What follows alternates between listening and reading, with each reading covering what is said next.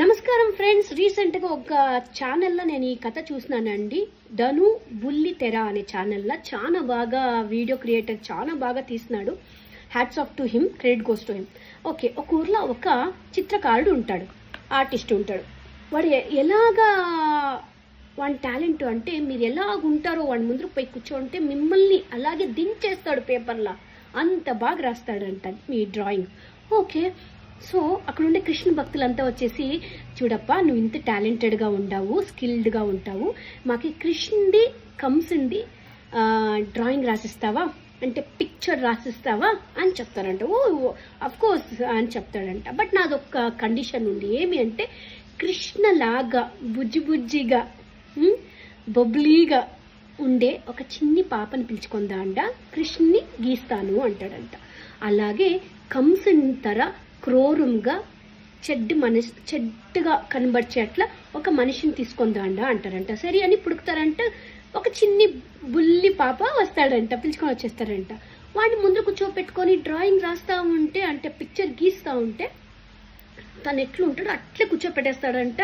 పేపర్లో డ్రా చేసేసి కృష్ణుడు బొమ్మ రెడీ. నెక్స్ట్ కంసుడి బొమ్మ రావాలి కదా.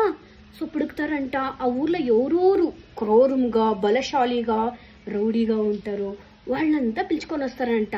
ఒకరికి ముక్కు బాగుంటుందంట, ఒకరికి కండ్లు చిన్నగా ఉంటుందంట, ఇంకొకరికి కండ్లు పెద్దగా ఉంటుందంట, ముక్కు చిన్నగా ఉంటుందంట. ఇలాగే ఎన్నోటి what is that not suitable, యాది సూట్ అవుతా ఉండలేదంట. ఓకే, ఆడాదైనంట. సరే పక్కన ఉండే ఊర్లకు పోయారంట, అక్కడ పిలుచుకొని వచ్చారంట. అట్లా ఎన్ని ఊర్లు తిరుగుతారంట, ఆడ సూట్ కాలేదంట. ఆమెడికి ఇలాగే ఒక ఏడాది అవుతుంది, 2 ఏండ్లు అవుతుంది, 3 ఏండ్లు అవుతుంది, ఇట్లే 15 ఏండ్లు అవుతుంది, అట్లా 20 ఏండ్లు అయిపోతుందంట. సరే అని అక్కడుండే కృష్ణ భక్తులకి ఒక ఐడియా వస్తుందంట. జైల్లో పోతే ఒక ఖైదీని పిలుచుకొని వస్తాము, ఖైదీలు వీళ్ళకినా క్రూరంగా ఉంటారు అంటే అఫ్కోర్స్ పోతాము అనేసి మన చిత్రకారుడు కూడాను ఆ విలేజర్స్ కృష్ణ భక్తులతో వెళ్ళిపోతాడంట. చూస్తే అందరినీ చూస్తాడంట, ఒక్కడు మాత్రం చాలా బాగా సూట్ అవుతాడంట. వాడిని పిలిపించి వాడి చేతులు కట్టేసేసి మన చిత్రకారుల ముందు కూర్చోపెడతాడంట. కూర్చోపెట్టిస్తే వాడు చిత్రకారులు డిట్టో వీడెట్లున్నాడు అట్లే రాసేసి కండ్లంతా రెడ్గా చేసి పెద్ద పెద్ద మీసాలు చూసిన తక్షణమే భయానకగా భయం పడే అట్లా ఉంటాడంట. కంసుడు రెడీ అంటాడంట. అందరూ చిత్రకారుడు నువ్వు గ్రేట్ చిత్రకారుడు అంటే, బట్ అక్కడ చేతులు కట్టి వాడి ముందు కంస బొమ్మ గీసేకి అని ఒక్క మనిషిని కూర్చోపెడుతుంది కదా ఖైదీని, వాడు ఓ ఏడ్చేస్తాడంట.